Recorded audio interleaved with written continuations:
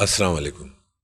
आज हम चक्करों को और चक्करों की बीमारियों की वजह से जो मरीज़ को तकालीफ होती हैं उनको इस वीडियो में डिस्कस करेंगे।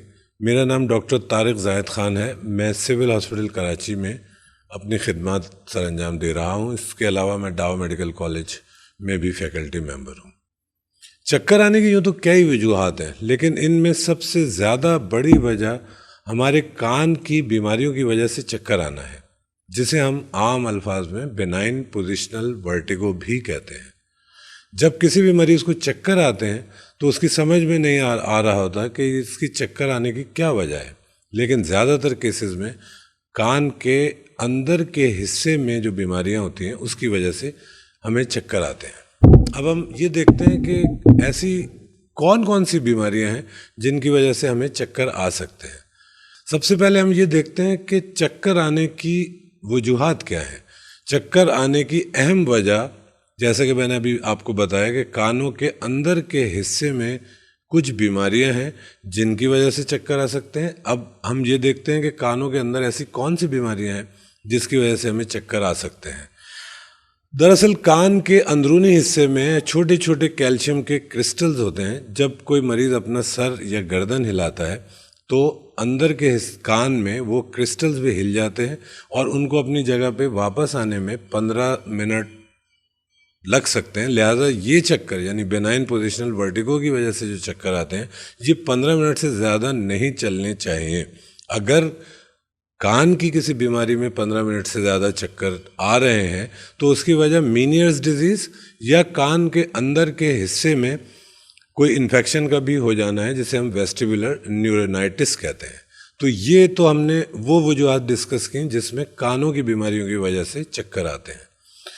इस तरह के चक्करों को हम पेरिफेरल वर्टिगो कहते हैं। अगर कान के क्रिस्टल्स हिलने की वजह से जो चक्कर आते हैं उसमें मरीज़ का मुकम्मल हिस्ट्री ली जाती है और डॉक्टर आपका मुआयना करता है। उसके बाद वो किसी ऑडियोलॉजिस्ट से भी हेल्प लेता है जो आपके कानों के कुछ टेस्ट करता है, जिससे हमें ये पता चलता है कि कान के ये चक्कर वर्टिगो की वजह से यानी बेनाइन पोजिशनल वर्टिगो की वजह से आ रहे हैं या किसी और कान की बीमारी की वजह से आ रहे हैं।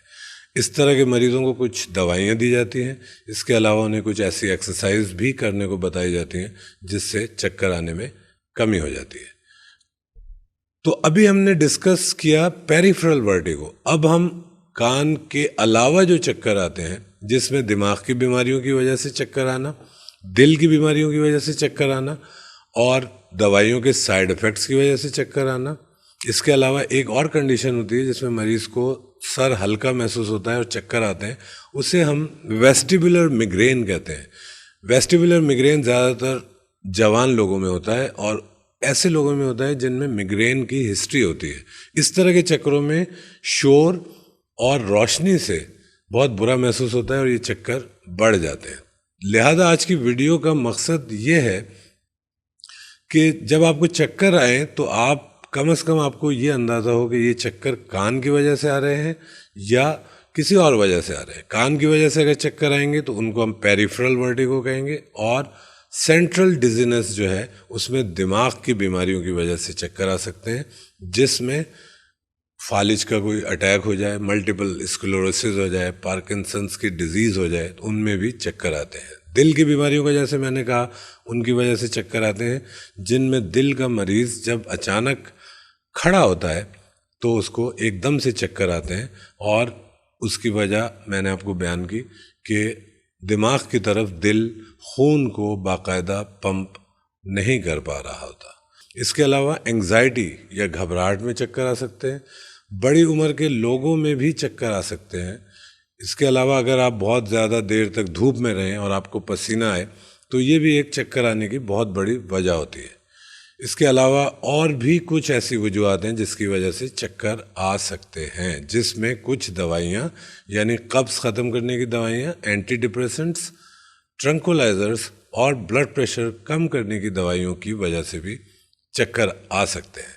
लिहाजा आज की वीडियो से हमें ये पता चला कि चक्कर आने की अहम वजूहात क्या है।